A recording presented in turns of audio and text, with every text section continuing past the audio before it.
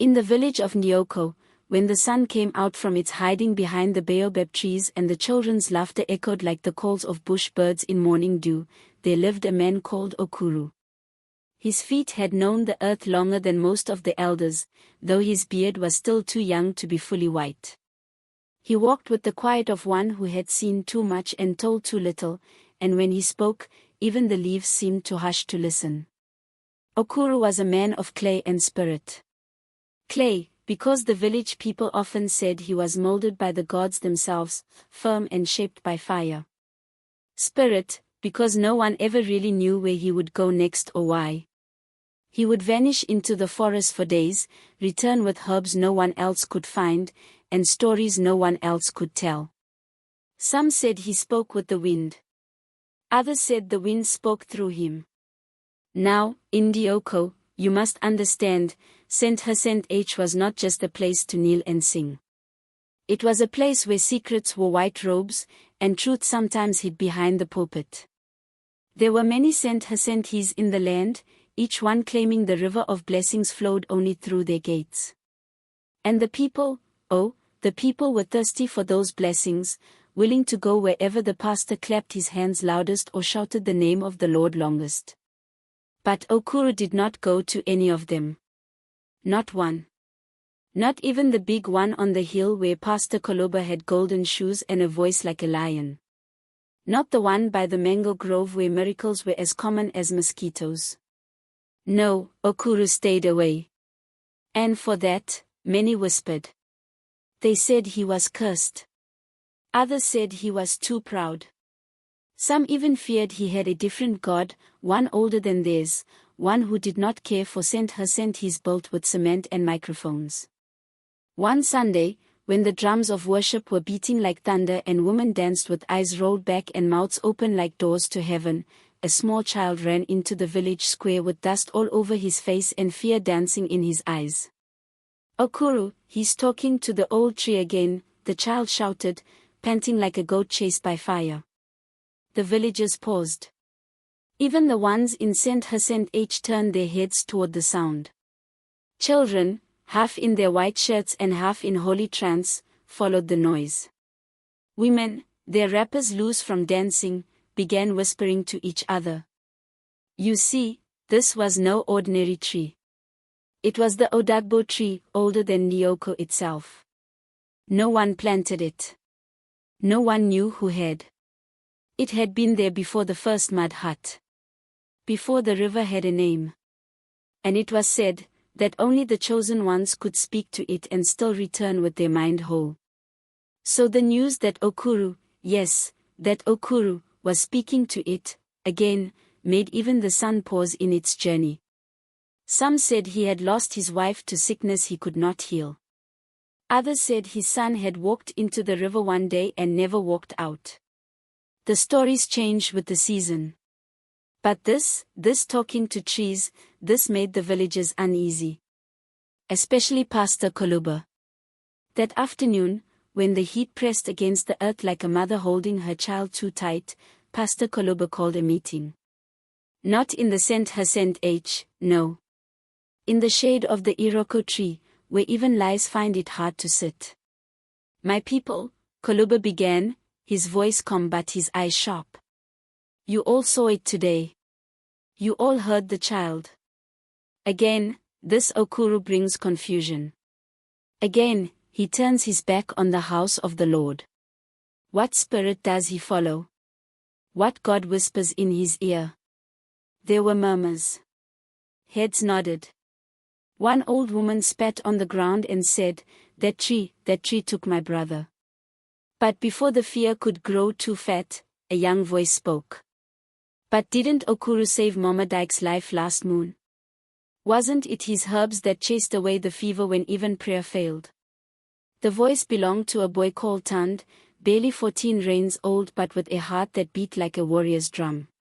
His father had died when he was just a baby, and Okuru had fed him when the village turned its back.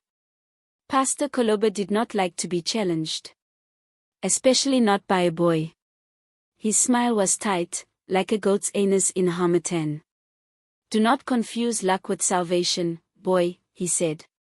The devil also heals, just to bind you tighter. Okuru was not at the meeting. He was back at his small hut, sitting under the moon with a pot of boiling roots and a song humming low in his throat. He was not worried. He had heard it all before. And he knew that soon, very soon, the people would see what he saw. But first, they had to be blind. Fully blind. Until even the brightest light would shock them. Later that week, something strange happened. A woman, a stranger from another village, came into Nyoko. She walked barefoot, carrying only a small calabash and a broken necklace of bones. Her eyes were clouded with something you could not name, fear, maybe, or memory. She asked for Okuru. Not for Koluba. Not for the St. They found her outside his hut, weeping without sound, kneeling like the earth was speaking through her knees. Okuru came out, looked at her, then at the sky, then back at her. "You should not have come," he said gently. "I had to," she replied, still not looking up. "They are coming.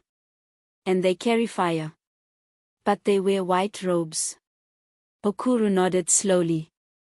"Then let the fire come. But this time, the people must choose with their eyes open."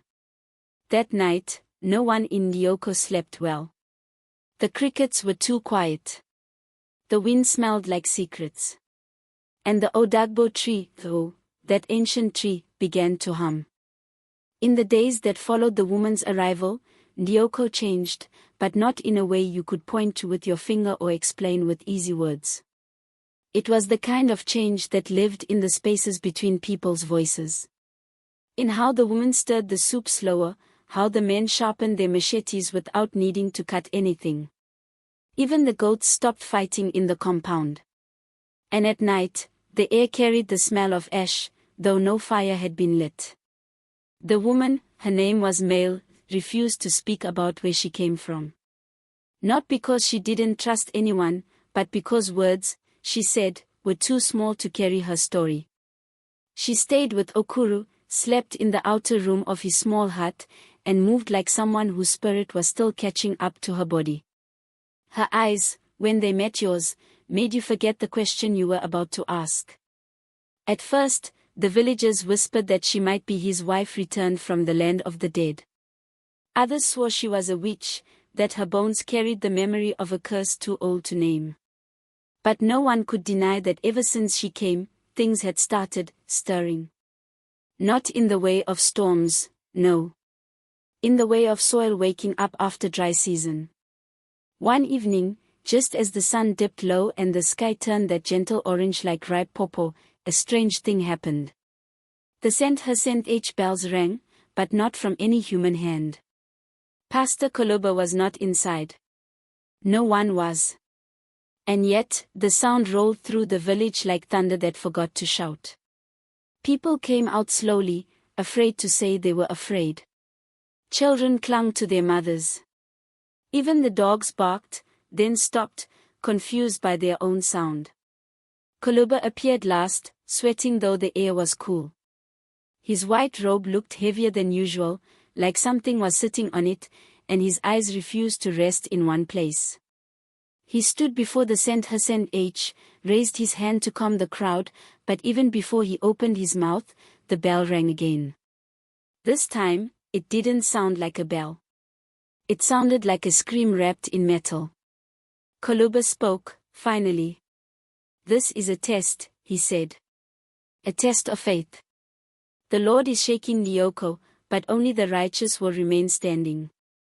But even he didn't sound convinced. And Okuru? He didn't come outside. He sat with Mbale by the fire, crushing dried leaves between his fingers, throwing them into a pot that bubbled like the river in rainy season. He listened to the bell, nodded once, and said, "They have begun." Mbale said nothing. She only watched the fire as if it were a mirror. Later that night, young Tand who never feared the dark, crept to Okuru's hut. He didn't knock. He just stood there, waiting, until Okuru spoke without looking up. Why do you walk when others sleep, Tand? I saw a man in white, walking into the forest, the boy said, voice low like he didn't want the trees to hear. He wasn't walking like a man. He was floating, but his feet were still touching the ground. Mbale looked at Okuru. Okuru looked at the moon. Then he sighed. Did he see you? Okuru asked. I don't know, Tan said. But when he passed by me, I felt cold.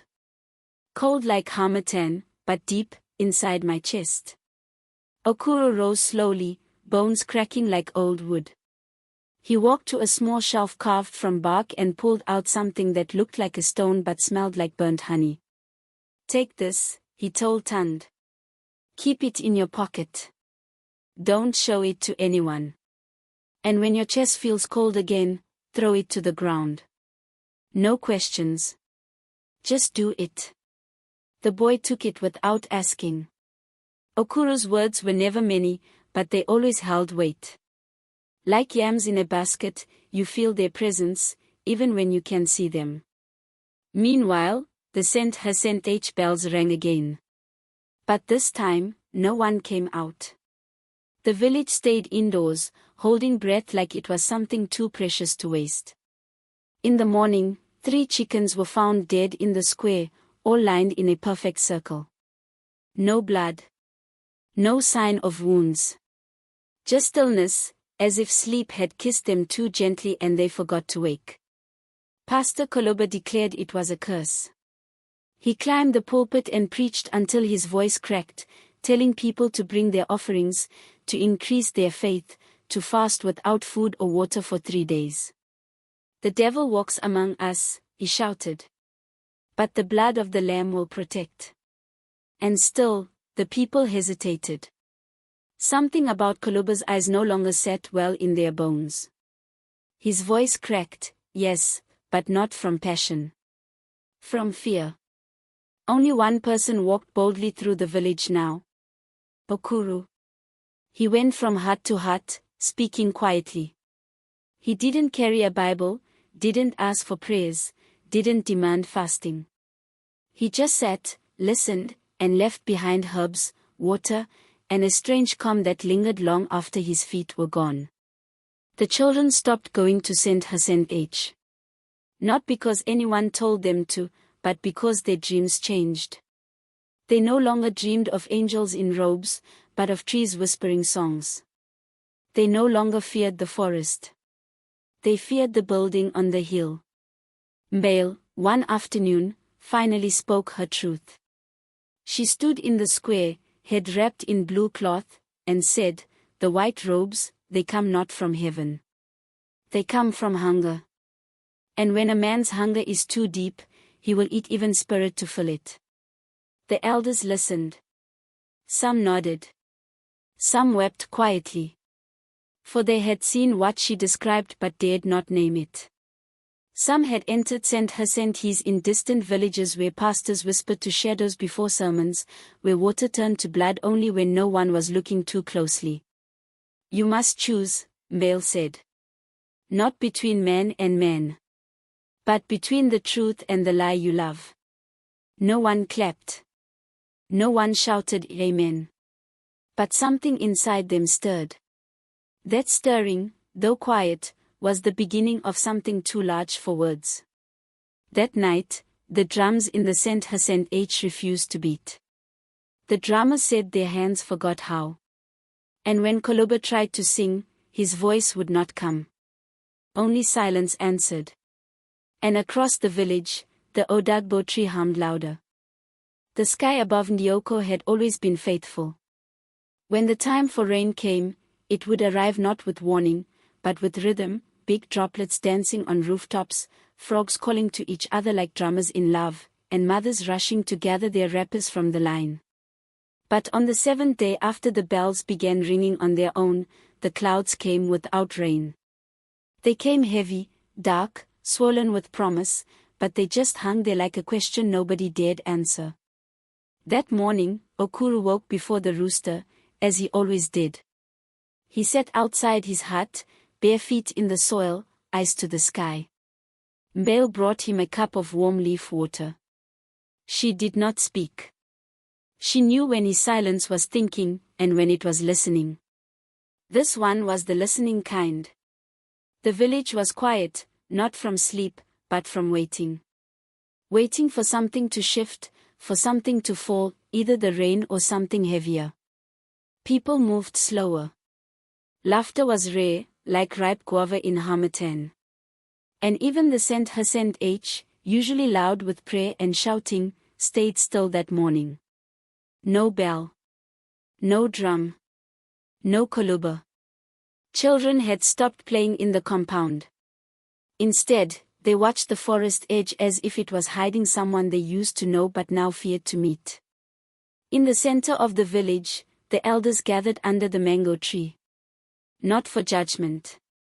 Not for counsel. Just to be near each other, to feel that they were not alone in their confusion. Elder Boko, whose legs could no longer carry him but whose mind was still sharp as a spear, spoke first. I remember when the Odagbo tree was still young, he said, his voice soft like cloth on skin. It never made sound. But now it hums like it's remembering something we all forgot. They listened. Maybe it's not Okuru who brings trouble, he added, maybe it's us, who walked too far from where our feet were meant to stand. No one replied. But their eyes agreed. That afternoon, Koloba emerged from the Saint Hacent H. His robe was not white anymore. It had not been washed. His beard, once trimmed with pride, had grown wild, like it was trying to run away from his face. He didn't speak to anyone. He just walked through the market path, muttering softly, eyes darting like fireflies with no place to land. The women at the stalls watched him but said nothing. One of them, Mama Oka, whose plantains were always the freshest, whispered to her neighbor, that man is not the same one who blessed my twins last moon. And she was right. The Koluba they knew had always walked tall, voice full of thunder. But this Koluba walked like his shadow was dragging him backward. At sunset, Okuru stood near the Odagbo tree. Not under it. Near it. He never stood under it unless the tree called him. And only he knew how that call felt. Tand followed him quietly. The boy had grown more silent these days, but not from fear. From awareness. His eyes, once filled with the playfulness of youth, now carried the stillness of someone who had started hearing what the earth says when no one is talking. Why does the sky keep its rain? Tand asked, standing beside Okuru. Okuru did not answer at first. He just looked at the sky, then at the tree, then at the boy. Because we have not yet said the truth out loud, he replied. And until truth is spoken, the sky will not wash our lies away. That night, the village slept in patches. Dreams came in pieces, broken and strange. A woman dreamt of water rising in her hut, but when she woke, her floor was dry. A young man dreamt of fire that did not burn. And Tan dreamt of walking into the forest, not with fear, but with peace. In the dream, the trees bent as he passed. And there, in the center of the thickest part, he saw a woman dancing, not male, not someone he knew. She wore red cloth and her feet never touched the ground, but she was not floating. She was simply moving in a way that the earth accepted without question. When Tand woke, his heart was calm. The next morning, he went straight to Okuru and said, I want to go into the forest. Okuru didn't ask why. He only looked into the boy's eyes and nodded. Then go with silence, he said. And leave fear behind like a cloth too small for you now. Tand left at first light. Male watched him go, her arms folded, her face unreadable. When he disappeared into the trees, she turned to Okuru. He is the one, she said simply. Yes, Okuru replied, but he does not need to know that yet. Back in the village, the sky remained full, but the rain held. Pastor Koloba was nowhere to be seen. Some said he went to another village. Others said he locked himself inside the St. and fasted until his bones could not carry him. Whatever the truth, it no longer mattered. The people had started looking inward instead of upward. They began planting without waiting for a prayer. They began gathering not in the St. but under trees, near rivers, with quiet songs and stories older than the buildings they had built. And in the distance, beyond the thick of the forest, Tand walked deeper, guided not by paths, but by something older than paths. Something that felt like memory, but lived in his feet. The Odagbo tree stopped humming that night. It had said what it needed to say. And now it waited. Just like the rain. Tand walked for what felt like the length of a season. The forest did not rush him, and he did not rush the forest. He moved in rhythm with its breath, the way his grandmother once taught him to stir soup, slow, round, patient. He was not afraid. The trees were not strangers. The sound of dry leaves underfoot was no longer noise, it was conversation. And the birds, oh the birds, they were not just singing. They were greeting him. His feet knew where to go even if his mind did not. It was like something was guiding him, not with instructions, but with feeling. A nudge here, a pull there. So he followed. Back in Lyoko, the village was beginning to remember itself. Not through big events or loud speeches, but through small things that mattered more.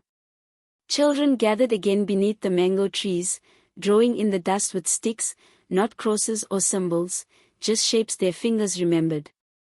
Old men began telling stories in the evening, not the ones from the pulpit, but the ones their fathers had told them when the world was still made of fire and listening. The St. remained silent. No one had seen Koluba for 4 days. His gate was closed. The white cloths that once hung on the wall fluttered only with wind, not with the power he used to boast about. A boy said he heard crying at night from inside, but no one dared confirm. And Okuru? He spent most of his time sitting under the Odagbo tree. Not praying. Not calling for visions. Just sitting. Like someone who has already seen and is now just waiting for others to catch up. Mbale, meanwhile, began walking through the village in the mornings. She didn't speak unless spoken to, but when she did, her words stuck to your chest. She asked strange questions, like, when last did you walk barefoot on the earth and say thank you without asking for more? Or, do you know what your grandmother smelled like when she was happy? People did not always answer. But they began to think. And in that thinking, something began to shift. By the 5th day, a soft rain began to fall, not from the sky, but from the eyes of people who had not wept in years. Men who always stood tall with machetes in hand found themselves staring into the evening, lost in thought. Women who had carried too much for too long sat quietly, their hands still, their backs finally resting against walls. And in the forest, Tand reached a clearing. There was no sign. No drum. No spirit light. But he knew he had arrived. The clearing was simple, just earth, trees, silence. But the silence was not empty. It was full. It was a sound that wasn't heard with the ears, but with the skin.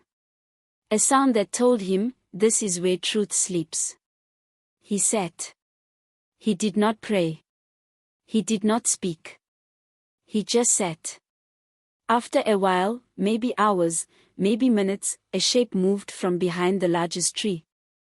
It was the woman from his dream. Cloth red as kola nut, eyes calm like river water just before it rains. You came, she said, though her mouth didn't move. I was led, he replied, though he hadn't planned to say anything. She didn't nod. Didn't smile. Just sat beside him. For a long time, they sat. Then she said, Ndioko is not cursed. It is sick with forgetting. Tand listened. You must return, she continued. But not with stories of visions. Return with the silence. Carry it back. Let them hear it for themselves. He did not ask how, or when, or why. Because somehow, he understood. He rose, bowed to her without needing to be taught, and began the journey back. The forest no longer felt like something to walk through. It felt like something that had walked with him. When he returned to the edge of Nyoko, night had already dressed the village in its soft black cloth. He did not go home. He went straight to the center square and sat beneath the big mango tree. He said nothing. Children saw him and joined. Then one woman. Then two men. Before long, without a word passed, the village sat in a circle around the boy who had walked into silence and returned whole. There was no preaching. No singing. No performance. Just being. And that night, for the first time in weeks, the sky finally opened and the rain came down, not in anger, not in punishment, not in show. Just rain. Soft, steady, kind. Like the land was being forgiven. Koluba never reappeared. Some said he left in the middle of the night. Others said the forest took him. But Okuru, when asked, only said, he chose. No one asked further. Because by then, they understood. And in the morning, Bale smiled, not with her lips, but with her whole body. She walked to Okuru and said, "The boy is ready." Okuru nodded. "The village is ready too. But it doesn't know it yet." The morning after the rain, Nyoko smelled different. Not like wet clothes or soaked firewood, but like something beneath the ground had finally exhaled. You could feel it in your feet if you stood still enough, the way the earth softened, like it had been waiting for a reason to let go of what it had been holding. The leaves no longer whispered fear. The chickens moved freely again. The children's laughter returned, not with the sharpness of play, but with the roundness of peace. And in the heart of the village, people stopped asking, "What next?" and started asking, "What now?" Tand, the boy who had left in silence and returned in silence, was not the same. His steps were no longer loud, but they were noticed. His eyes did not search anymore. They held. When he sat, people gathered, but not because he asked them to. They gathered the way thirsty mouths gather at a spring, quiet, patient, open.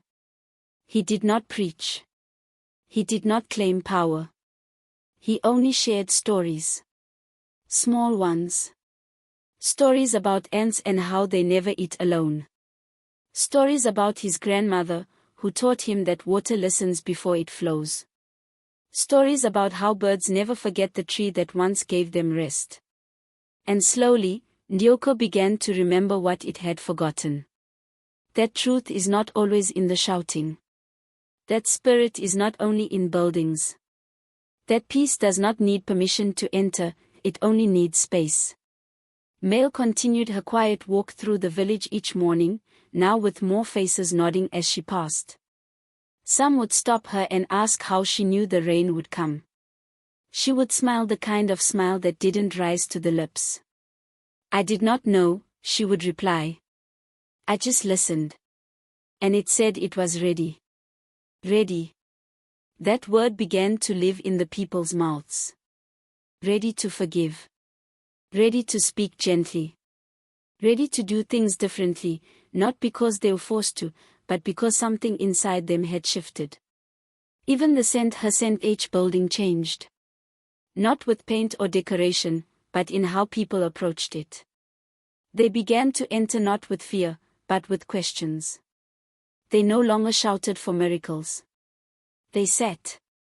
Sang soft songs. Shared cola nuts. And when nobody stood to preach, nobody complained. They just let the silence speak. And still, Koluba remained gone.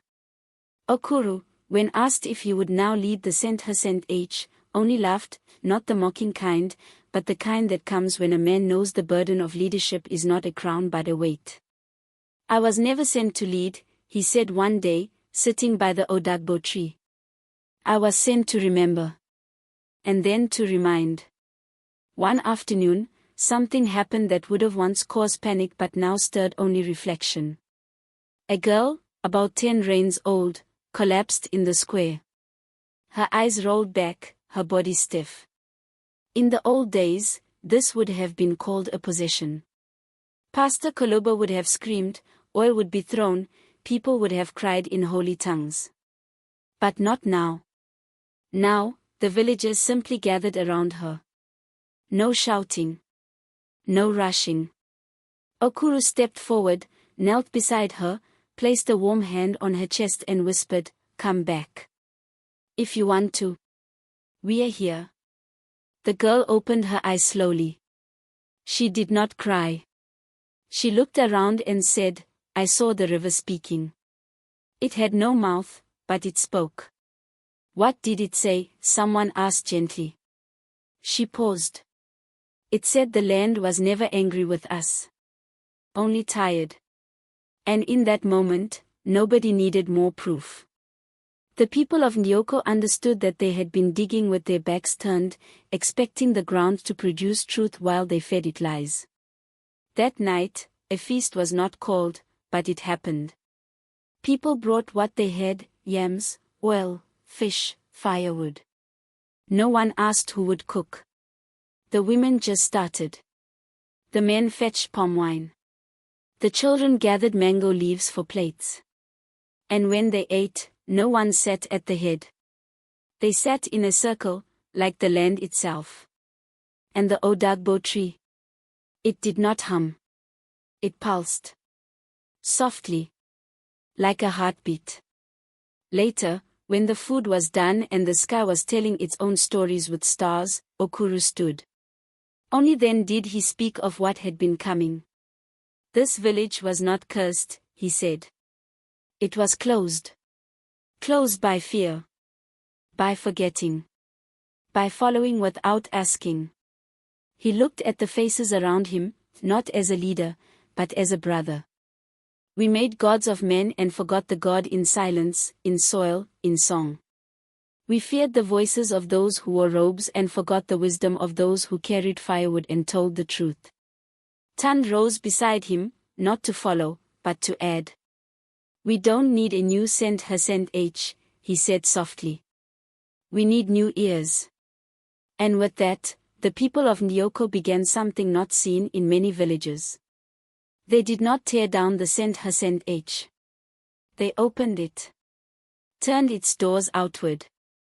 Let the forest breeze pass through. And they placed no pulpit in the center. Only a fire, where anyone could speak, if they spoke from the heart.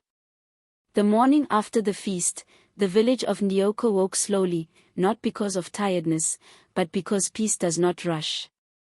Even the roosters crowed later than usual, as if they too had found rest in the silence that had blanketed the village like cloth soaked in warm water. Children ran barefoot again, not away from fear, but toward each other. Their songs returned, not chants from a pulpit, but those old rhythms that come from the tongue of the land. Songs about rain. About harvest. About love before names were written in books. And though the Saint Hassan H doors were open, it was the space around the odagbo tree that now held the village's breath. That tree, with roots like arms and a trunk that seemed to hum without sound, had become a meeting point. Not for rituals. Not for control. Just for being. Male began weaving again, strong, wide mats made from palm fronds and dyed cloth, each one patterned not from memory but from feeling. People sat on them in the evenings, and somehow, just sitting there brought calm to the chest. Okuru started teaching again, but not in the way of a teacher with lessons. He taught by doing. He showed the boys how to read the wind before planting. How to hear sickness in the cough of a goat. How to know if a river is in a good mood before you step inside it. And Tand, Tand.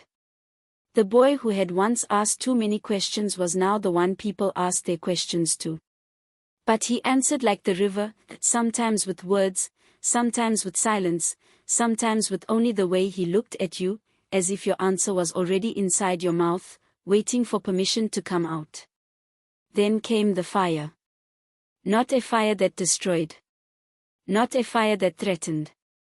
It was evening, just as the sun was laying itself to sleep behind the hill, when the old St. H roof caught flame.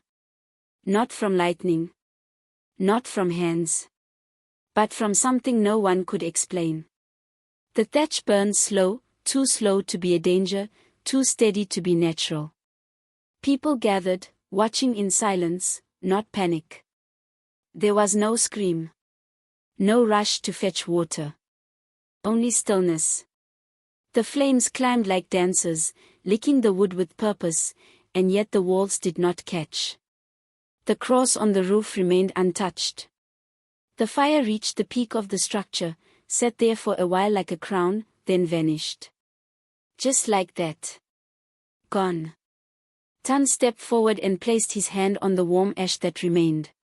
He closed his eyes and said, "It has taken what it came for." No one asked what he meant. They felt it. Whatever the fire had come to cleanse, it had done so gently. After that day, the people of Ndioko stopped calling it St. H. They started calling it Etu, the gathering place. Etu had no pastor, no pews, no rules. It had only time, and whoever had something true to share was welcome. And if no one spoke, that was fine too. Because silence had become a language. One evening, Baal sat with the widows and told them how grief is not something to be cast out, but something to be carried like a baby with a future. They cried, not because they were in pain, but because someone had finally given them permission to cry for reasons they didn't know how to name. That same night, Okuru spoke under the stars, his voice soft like yam pounded with care. The mistake, he said, was thinking spirit lives only in high voices and fast hands. Spirit is in how you peel your cassava. How you wait for another to finish speaking. How you sweep your compound like you're preparing it for a guest you respect, even if none is coming. The people nodded, not in agreement, but in recognition. Because now, they were no longer just villagers. They had become keepers of something older than religion. Something deeper than tradition. They had become keepers of the still fire, the one that lights inside a heart and never burns the skin. Word spread. Other villagers sent people to visit. They came with questions, with eyes wide from fear and expectation. They asked if the gods of Ndioko had changed. If a new prophet had come. If there were miracles. But Ndioko did not perform. It did not try to impress. It just was. And the visitors returned to their villages quieter than they had come. Not converted. Not convinced. Just thoughtful. As the moon grew full, the drums returned. Not in the St. H. In the village center. But this time, they didn't call for war. They called for walking. For planting. For birth. And even for rest. For the first time in many seasons, the people of Ndioko slept deeply. Not because the danger had passed, but because they had stopped fearing what could not be named. They had stopped giving their power to men in robes and started giving it back to the river, to the land, to each other. And the Odagbo tree. It didn't hum. It didn't shake. It simply stood taller, as if relieved. By now, Ndioko was not the same village it had been just a moon ago. But you would not see this change with the eyes that measure walls or count offerings. You would feel it in the way people greeted each other, with full palms, not just words. You would taste it in the food, cooked slower, shared quicker. You would see it in how children listened more to the wind than to warnings. But still, something was coming. Not trouble, no. A stirring. You know that feeling before the first fruit of the season drops. That stillness before the first drumbeat at a festival. That's how it felt. And the elders, who had lived long enough to trust their bones more than their thoughts, felt it too. Okuru, during one of his quiet walks near the riverbank, saw the footprints first. Not human. Not animal. Something in between. The toes were wide, as if used to walking without shame. The heel marks were deep, like the owner had never rushed a day in their life. He crouched beside them, touched the damp soil, and said only one word, "Oh." Not surprise. Not fear. Just remembering. That evening, he gathered only 3 people. Male, of course. Tand, without question. And an old woman called Nina, who spoke little but whose eyes missed nothing. They met not in secret, but in quiet. "There are people coming," Okuru said. Male nodded before he finished. "The ones who carry stories on their skin." Tand looked between them. "Like me?" "No," Nina said, voice soft as river clay. "Not like you. But they too have walked deep." And they came. 2 days later. Not by road. By path. The old path that no one had used since the War of Memory, the war that no one spoke of anymore because the words were too sharp. There were 3 of them. They wore no shoes. Their hair was grey not from age but from dust and time.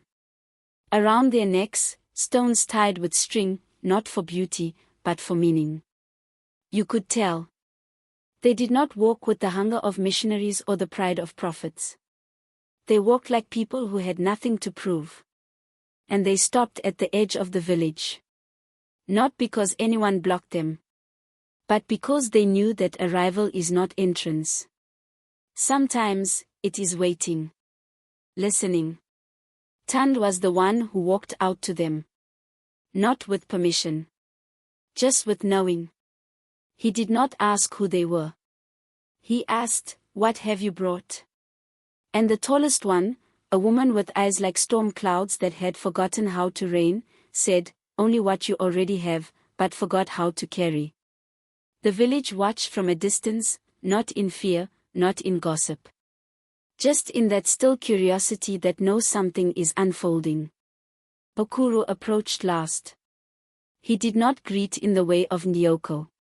He greeted in the way of the deep forest, hand to chest, then to soil, then to sky. They returned the gesture. Male watched from under the iroko tree, her face unreadable. But her hands had started weaving again, even without cloth. The visitors were given space. A hut that had not been used in years was cleaned, not by order, but by will. The women sang soft songs as they swept, not for charm, not for show. Just to let the walls remember laughter. That night, the fire in the center of the village burned steady. Not high, not low. The visitors sat with the people of Nyoko, not above, not apart. Just there. They spoke little. But when they did, it was like rocks rolling over water, not fast, not smooth, but certain. They spoke of other villages. Some that had fallen into silence so thick it turned to stone. Others that had built towers so high, they forgot how to look down and greet the ants. They spoke of rivers that refused to flow until songs were sung in the right tone. Of children born with names already known to the wind. And the people of Nyoko did not doubt them. Not because they were wise, but because they were familiar. Familiar like the smell of rain on dry dust. Tand asked one of them, "Why do you carry stones?" The visitor smiled. "Because words forget. Stones remember." And they did not say more. The next day, the visitors walked the edges of the village. They did not bless. They did not condemn. They placed stones in quiet places, in a child's pocket, under a mother's cooking pot, beside a sleeping goat. No one questioned them. Because by now, Nyoko had learned the beauty of letting things be. And when they left, they said no goodbye. They just turned, walked the way they came, and were gone. But the stones remained. And slowly, the people began to understand. One boy stopped stammering. One woman who had not slept deeply in 3 seasons woke laughing. A sick goat that had been waiting for death walked again. And a man who had not spoken to his brother in years walked across the square and shared his food without words. No one called it a miracle. Because it was not loud. Not quick. Just whole. Later, when someone asked Okuru if those were prophets, he said, they were reminders. Tand, sitting under the Odagbo tree, looked up at the sky and whispered, maybe we all are. By the time the next moon came full, the rhythm of Nyoko had settled into something softer than what it used to be. Not slower, not lazier, just more deliberate. Like the people had remembered how to chew before they swallowed. How to listen without interrupting. How to live without chasing. Farming had returned, but not with rush. The men told with songs under their breath, and the women planted with laughter that sounded like stories retold. Even the land seemed to respond, sending green shoots up quicker, stronger, as if happy to be seen again. A2, the gathering place that used to be the St. Hacent H, was no longer a mystery. It had become part of the breath of the village. Some nights it was full of voices, other nights it sat in silence, but always, it held space like a calabash waiting for whatever would be poured into it. And the stones that the visitors had left. They stayed where they were placed. No one moved them. No one cleaned them. They were not sacred in the way people treat shrines, they were sacred in the way people treat old shoes that carried them through long journeys. One of the stones, the one placed under the big mango tree, began to change. It didn't grow. It didn't glow. It just started humming. Not loud. Not musical. Just a soft vibration that only children noticed at first. They would sit near it and fall asleep with smiles on their faces, their bodies limp like cloth dried under the sun. Old man Boko, whose legs had long since retired from walking, had a dream. In it, he saw the mango tree rise up and walk into the forest, roots moving like legs. But when he told the dream, no one laughed. Because now, dreams were treated like guests, you don't chase them away, you sit with them, you serve them water, and you listen. Then came the night when the stars did not blink. Not a single one. They stood still in the sky like they were holding their breath. Children noticed first. They pointed up and said, the sky is watching. The elders came out slowly, not with fear, but with the caution of those who know how to respect what they don't understand. Okuru came last. He looked up, then closed his eyes. The sky is waiting, he said. For what? Someone asked. For us. So they sat. Not in a circle this time. Just scattered around the square, wherever they felt like. Some leaned against huts, some sat in the dirt. Even the goats laid down like they knew they were part of the moment. Male did not speak. She walked around the square barefoot, sprinkling water from a small calabash onto the earth. Just water. No incantations. No shouting. Just a quiet return of something borrowed. Tan stood in the center. Not because he wanted to. But because the space called him. He didn't preach. He didn't chant. He only raised his hand, slowly, and said, we are still here. That was all. And the moment he said it, one star blinked. Then another. Then another. Until the sky, once frozen, returned to its breathing.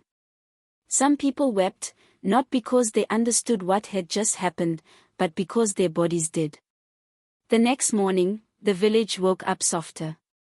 No big celebration followed. Just an awareness, like dust settling on skin. Okuru gathered the children and told them stories about the time before fences. About when villages were not measured by buildings, but by how far the sound of laughter could travel before it disappeared into the trees. Nina, the quiet elder woman who spoke like water dripping from a calabash, began to teach the young girls how to thread beads not for decoration, but for memory.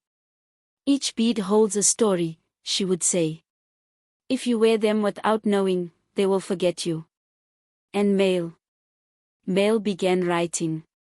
Not on paper. On cloth. She wove words into patterns. Sentences into stitches. She didn't explain them. She just let them exist. One of her cloths was hung at A2, and every time someone walked past it, they felt something move in their chest. A word they hadn't spoken in years. A feeling they had buried without permission. It wasn't magic. It was just real. That same week, 3 girls from a neighboring village arrived, dusty from the road, quiet in the eyes. They didn't ask for help. They just sat under the odagbo tree. They stayed for 7 days. On the 8th, they walked back the way they came. No one asked what they came for. No one asked what they found. But after they left, the odagbo tree dropped a single leaf. Just one. And Tan picked it up. He didn't keep it. He planted it. Not in a pot. In the ground. Near the stone that hummed. No one told him to do it. It just felt right. And that's how things were in Ndioko now. Not because they had to be. But because they had become. The leaf that Tan planted never dried. That alone was strange enough, but in Ndioko, nobody rushed to explain what they did not understand. They just watched. Watched how the soil around it stayed dark even when the sun burned loudest. Watched how birds paused near it but never touched it. Watched how the children stopped their play whenever they passed it, their laughter softening like a song entering a holy place. Okuru sat near it some evenings, not to guard it, not to worship it, just to be near. Like sitting next to a friend who doesn't need to speak to be heard. And people began to do the same, not because they were told to, but because something inside them leaned toward it. The way old cloth leans toward the scent of home. One afternoon, an elder named Oyai, who had not walked in over a season, stood up. He had not planned to. He was sitting near the leaf, his walking stick beside him, when his leg began to itch, not a painful itch, but a memory of movement. He stood, slowly, unsure at first, then fully. No one shouted miracle. They just helped him take the first few steps like they had been waiting all this time to walk beside him, not behind him. Ole didn't go back to sitting after that. He walked every morning now, slowly around the square, sometimes with a child holding his hand, sometimes alone. He became part of the rhythm of the place, like the breeze that came at dusk, like the rooster that crowed twice instead of once. The leaf remained the same. Green. Soft. Listening. That night, the women gathered at A2, not for a meeting, but for weaving. Cloth, yes, but also conversation. They wove stories into their hands. They braided laughter into their threads. One woman said, "We used to wait for permission to be wise," and everyone paused, not because it was new, but because it was true. And Mail. She began teaching the girls not just how to make cloth, but how to read it.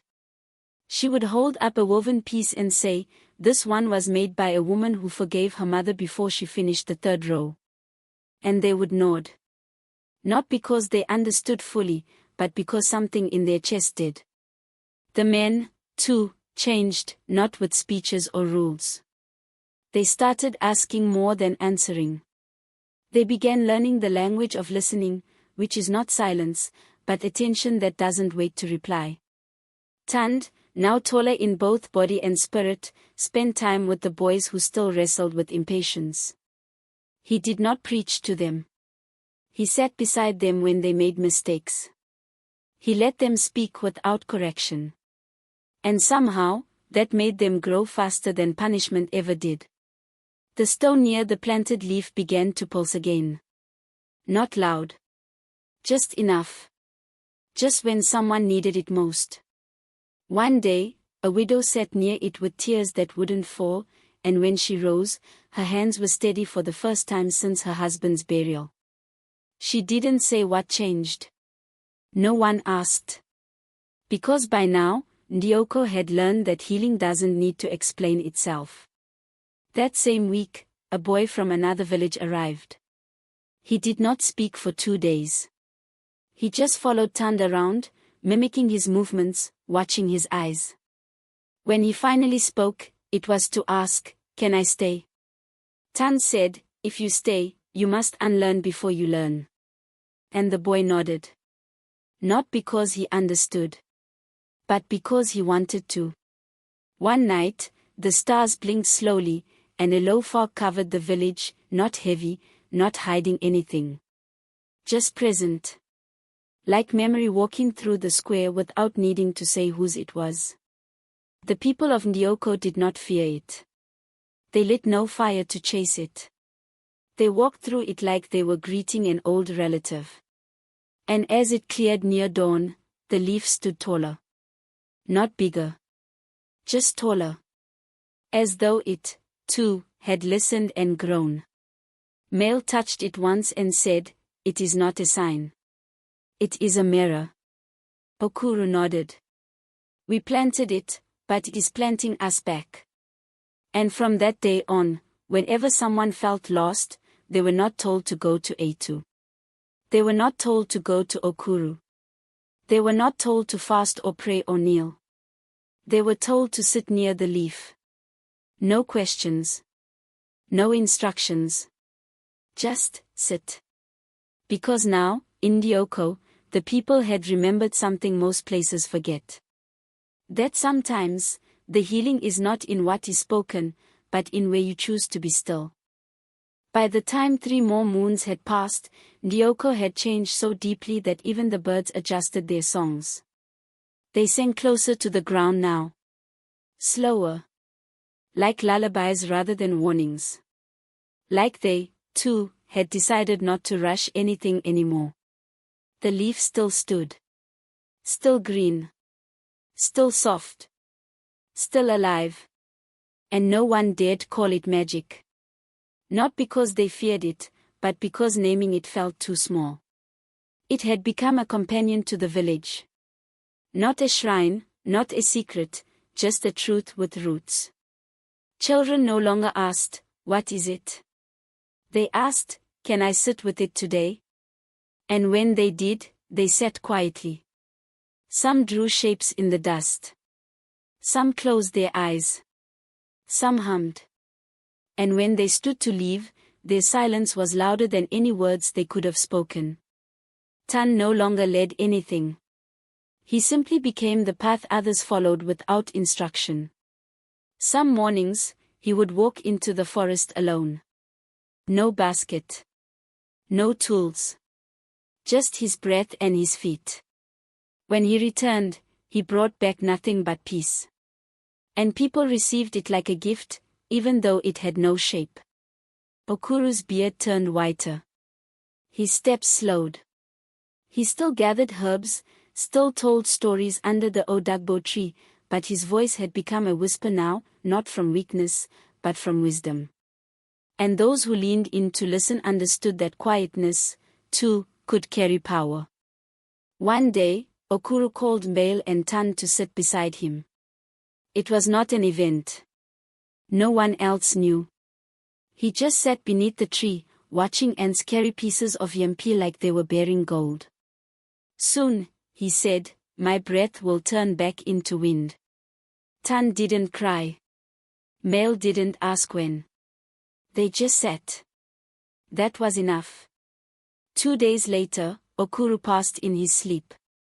He was not found with arms crossed or hands folded. He was found with palms open. Like someone still waiting to receive. They did not bury him with chants. They did not dress him in white. They wrapped him in the cloth Mbale had been weaving for 7 moons, the one she never explained. The one whose patterns shifted each week. When they placed it over his body, the wind picked up. Not hard. Just enough to carry the scent of rain.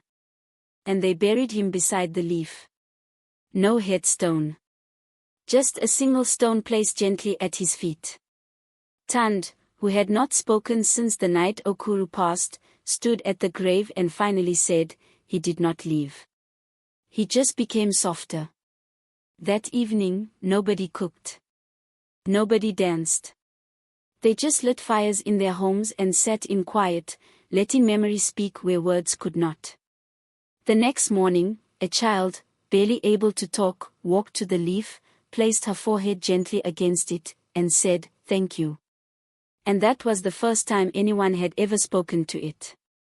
After that, it began to grow again. Not taller. Wider.